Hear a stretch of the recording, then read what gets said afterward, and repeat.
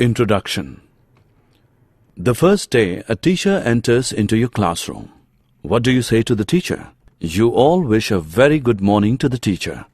Suppose, if all the doors in your room are closed, then how can you guess whether anyone is crossing the room? Yes, you can identify it by hearing the footsteps of the person. Objectives. At the end of this lesson, you'll be able to understand that sound is caused by vibrations, know about the musical instruments, identify the sound from musical instruments, understand how sound is produced and propagated by humans, acquire knowledge whether sound requires a medium for propagation, understand the propagation of sound in liquids and solids, analyze the working of human ear, define amplitude, time period and frequency of a vibration, distinguish between loudness and pitch, analyze the audible and inaudible sounds, differentiate between noise and music, understand about the noise pollution and its control measure. Sound is produced by a vibrating body. Sound is a pressure distribution that moves through a medium in the form of mechanical waves. When a force is exerted on an atom, it moves from its rest or equilibrium position and exerts a force on the adjacent particles.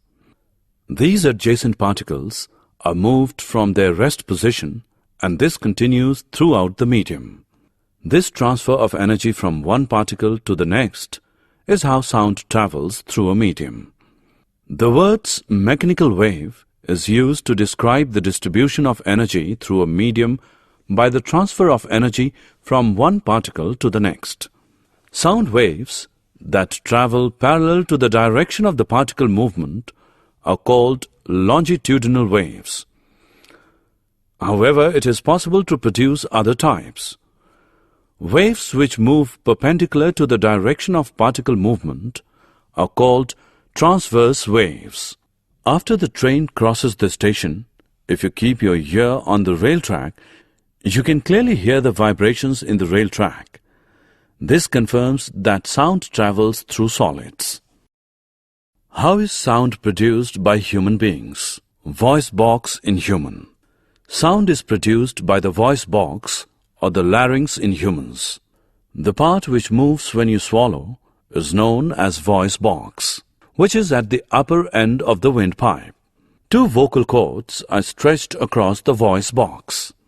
When lungs force air, vocal cords vibrate, producing sound. When the vocal cords are tight and thin, the type or quality of voice is different from that when they are loose and thick. Sound requires a medium for propagation. Place an electric bell in an air-filled jar. You can hear the sound of the electric bell which is ringing. Now suck out the air from the jar using the vacuum pump. As you suck the air out, the sound starts fainting. As all the air sucked out, the sound fully faints. This experiment confirms that a medium is required for the propagation of sound. Sound travels through solids. Ask your friend to hit the bench using a stick at one corner. Keep your ear on the bench at the other corner. As your friend hit the bench, you can hear the sound at the other corner. This confirms that sound travels through solids. Sound travels through air, gases. What you hear is the propagation of sound through air. If there is no air, we can't hear the sound inside the room. We all hear the sound of moving flight. It is due to the propagation of sound through air, gases, which reaches our ear. Sound travels through water, liquids. Place the bell in a beaker filled with water and make it sound. You can hear the sound, which confirms that sound can travel through liquids. Communication between dolphins also confirms that sound travels through liquids as well. We hear sound through our ears. The shape of the outer part of the ear is like a funnel. Sound enters and travels down a canal at the end of which a thin membrane is stretched tightly called eardrum. Sound vibrations make the eardrum vibrate, and the eardrum sends vibrations to the inner ear, and through inner ear it goes to the brain. This is how we hear sound. Amplitude, time period, frequency. Amplitude. Amplitude of the sound is nothing but the loudness or the amount of maximum displacement of the particles while the sound is produced. When the amplitude of the vibration is large, the sound produced is loud. When the amplitude is small, the sound is feeble. Frequency of sound. The number of oscillations per second is called the frequency of the oscillation. Frequency is expressed in terms of hertz. Loudness and pitch. Loudness depends on the amplitude of vibrations. Loudness of sound is proportional to the square of the amplitude of the vibration producing the sound. If the amplitude becomes twice, the loudness increases by a factor of 4. The loudness is expressed in a unit called decibel, dB. The following table gives some idea of the loudness of sound coming from various sources. Above 80 dB, the noise becomes physically painful. Pitch. The two sounds are equally loud. They differ in some way. The difference in sound is due to the shrillness or pitch of the sound. If the sound has high frequency, then it has high pitch or shrillness. If the frequency of vibration is low, then it has low pitch, that is, vibration of drums. Audible sounds. Sounds which we can hear is about 20 Hz to 20,000 Hz. These sounds are called audible sounds. Ultrasonic sounds. These squirrels communicate with each other with a frequency greater than 20,000 Hz. These sounds are called ultrasonic. Dogs, whales have the ability to hear ultrasonic sounds.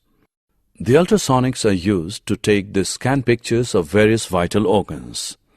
Infrasonic sounds. Sounds which have frequency less than 20 Hz are termed as infrasonics. Music and noise.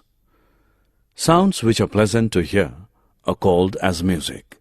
Here we have number of instruments which produces pleasing sound. Noise. Sounds which gives discomfort to hear. Such unpleasant sounds are called as noise.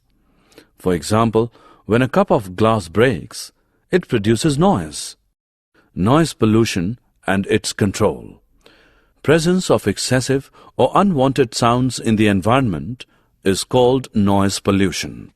The major cause for noise pollution is sounds of vehicles, explosions including bursting of crackers, machines, loudspeakers, etc. Television and transistor radio at high volumes, some kitchen appliances, desert coolers, air conditioners all contribute to noise pollution. Summary. Let us summarize what we have learned. Sound is produced by vibrating objects and it is carried in all directions in a medium. The to and fro or back and forth motion of an object is termed as vibration. In humans, the sound is produced by the voice box or the larynx. Sound needs a medium to travel. The sound cannot travel through vacuum. We hear sound through our ears. Position is called the amplitude of vibration. The to and fro motion of an object is called oscillation motion. The number of oscillations or vibrations per second is called the frequency of oscillation. The frequency of a body is expressed in hertz. Larger the amplitude of vibration, louder is the sound. Higher the frequency of vibration, the higher is the pitch or shrill is the sound. For human ears, the range of audible frequencies is roughly from 20 to 20,000 Hz.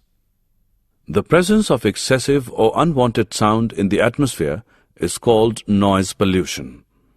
Major causes of noise pollution are sounds of vehicles, explosions including bursting of crackers, machines, loudspeakers, etc. Plantation